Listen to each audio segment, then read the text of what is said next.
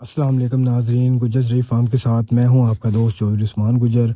آج میں آپ کو بتاؤں گا مرچ کی فصل میں کون سی ایسی 5 وجوہات ہیں جس کی وجہ سے آپ کی فصل متاثر ہوتی ہے اور آپ کو کیسے کنٹرول کرنا ہے۔ اس ویڈیو کو شروع سے لے کے اینڈ تک دیکھیں، کیونکہ میں آپ کو بتانے جا رہا ہوں کہ مرچ کی فصل میں کون سے ایسے 5 مسائل آتے ہیں جس کی وجہ سے آپ کی فصل جو ہے وہ ڈیمیج ہوتی ہے۔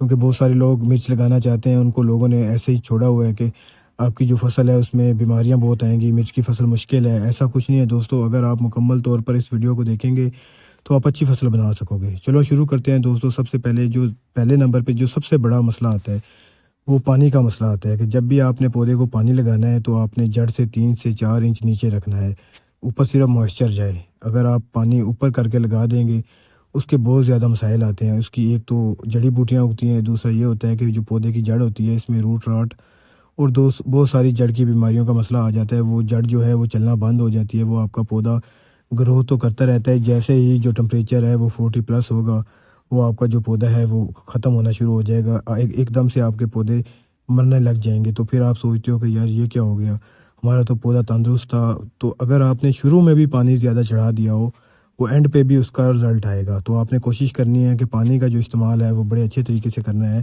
ایسا نہیں ہے جیسا کہ ہم چاولوں میں یا دوسری فصلوں میں کرتے ہیں کہ پانی لگا کے ہم چلے جاتے ہیں کہ کوئی نہیں، پانی اگر زیادہ بھی ہوگا۔ اس میں پانی کا جو استعمال ہے وہ بہت زیادہ اچھے طریقے سے آپ نے کرنا ہے۔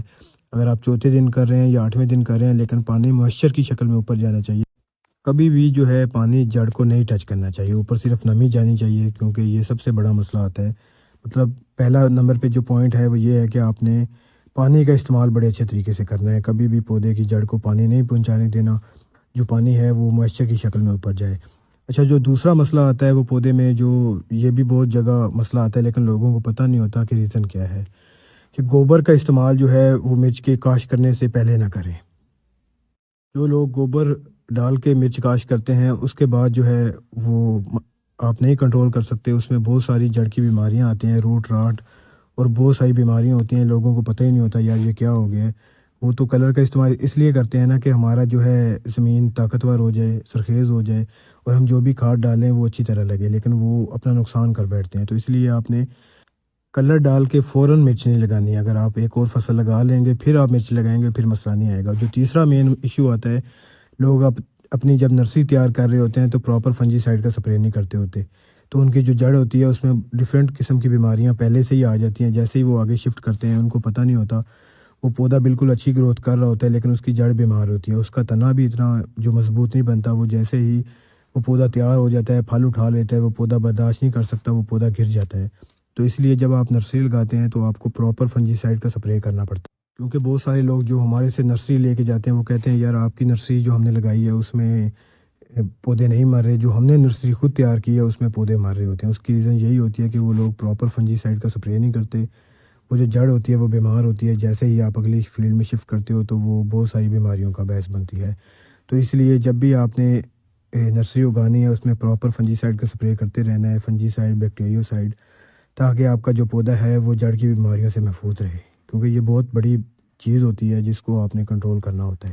کیونکہ اگر ہماری جڑ سٹرونگ ہوگی تو ہمارا جو پودا ہے وہ آگے چلے گا، جڑ کے اوپر ہی ساری بات ہوتی ہے۔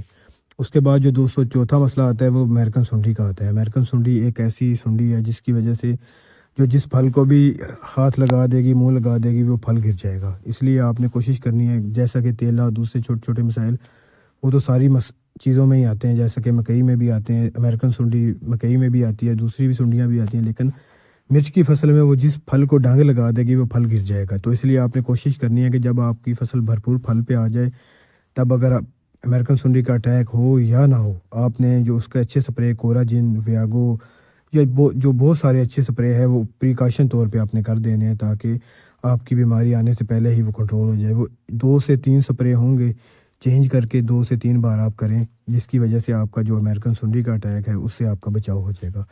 اچھا، اس کے بعد دوستو جو 5واں ایشو آتا ہے، جو کہ پہلے نہیں آتا تھا، 3-4 سال پہلے، 5 سال پہلے، وہ تھرپس کا اٹیک آتا ہے۔ کیونکہ پہلے فصلوں میں یہ ہوتا تھا کہ جو ہمارا ٹمپریچر تھا جو وہ پہلے اتنا زیادہ گرم نہیں ہوتا تھا، اب جو پنجاب کا ٹمپریچر ہے وہ گرم ہو گیا ہے۔ جو تھرپس کا استعمال کیوں آتا ہے؟